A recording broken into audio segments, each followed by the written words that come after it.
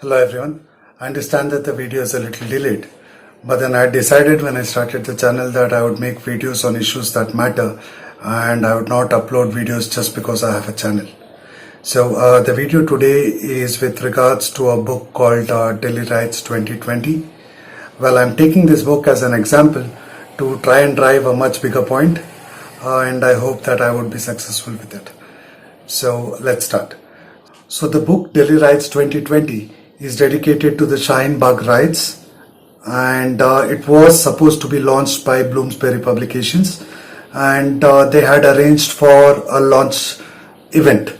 Well, much before the launch event itself, the issues were created, but then the guests called for these launch events were Nupu Sharma, Vivek Agnihotri and Kapil Mishra, who were supposed to be the right-wingers in the country.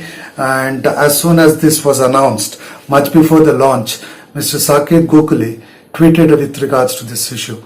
As soon as he tweeted, the snowball effect was everybody started tweeting about it, and everybody was asking for a ban of this particular book. But then what's funny is not even a single person who's raising issue with regards to the launch of the book has read the book, because the book is still not published, right? But then these are the same people who raised havoc with regards to CAA and who were pro Shaheen Bagh movement, right?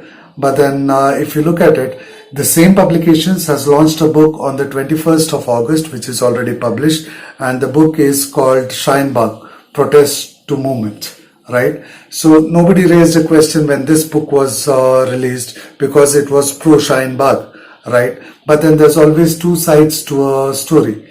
Now, if you are agreeing with one side of the story, you should also have the capacity to listen to the other side of the story as well. But then I don't understand, much before reading the book or even knowing what's written in the book, why are you creating an issue to ban the book? Now that's something which is interesting, isn't it? But then the issue I have is completely different, and the issue that I want to drive across is completely different.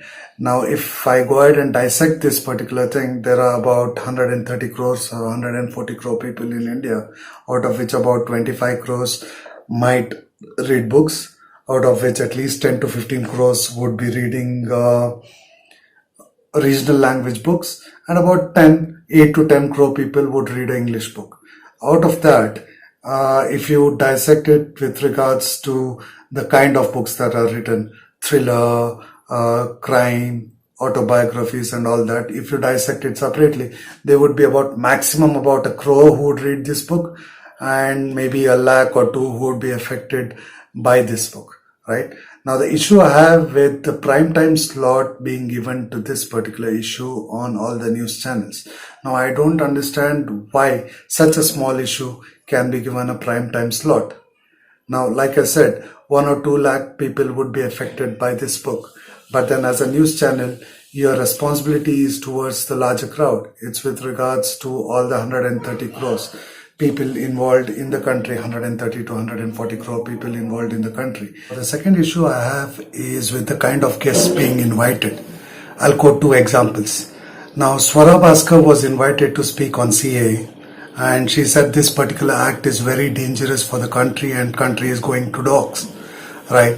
But then when the reporter asked her if she could quote as to which particular point in the draft was creating such a big problem for her, or what point was she considering dangerous, she said she has not gone through the draft completely, she has just gone through the important points. But the funny thing is that the draft had only 5 points. In 5 points, if you have gone through the important points, now I don't know which important points were those which were dangerous, because she could never come back with an answer. And I'd also like to ask her a question. Now, if it was so dangerous, can she give me a list of the Muslims who have lost their citizenship in India since the implementation of the act? Now, I am 100% sure she'll not have an answer for that. Now, secondly, the guest I have an issue with is Owaisi, Mr. Owaisi, who is from the south of India. He represents Andhra or Telangana as such. but then he has an opinion on each and every issue that's been addressed till date. He has every developmental programs that's been introduced by the ruling government. He has an issue with it, whether it's CAA, whether it's 370. He always comes on the channel and says, any channel for that matter, and says that this is going to be so dangerous for Muslims, this is going to be so dangerous for India, India is going in a wrong direction and all that. But show me one single interview of OSC where he's talking about the development that he's done for his constituency. Not even a single interview would be available. Now, this is the kind of interview that our news channels are providing. Now, no longer are the news channels or news agencies. They are just another channel which is running behind TRP. Now, I'll give an idea to these news channels. There are 303 ruling party MPs in our parliament. So why don't you call these MPs on a daily basis, one on a single day? So let them come over and discuss their plans with regards to the development they're planning for their particular constituency.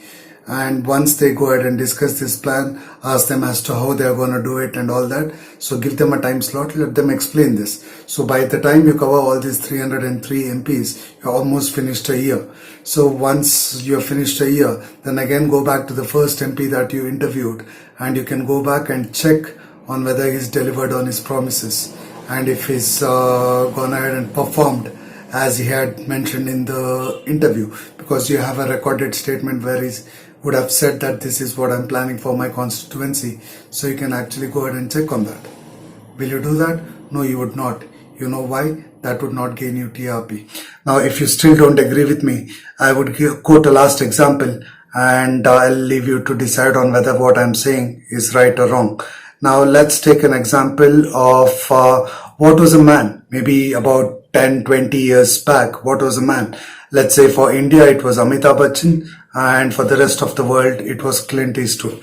What would we look at? A rugged guy with a hairy chest, with a stubborn, going ahead and coming on in the movies or in news or anything as such, and creating that manly feeling, right? But as soon as there was an advent of male grooming products, suddenly the image of a man is changed. Now we see all these bare-chested guys or stars who have this six-pack on their body, and suddenly the image of a man is changed in last 5 to 6 years. So what were they doing? They were promoting these male grooming products and trying to earn money for investors. Now that is what our news channels have turned into.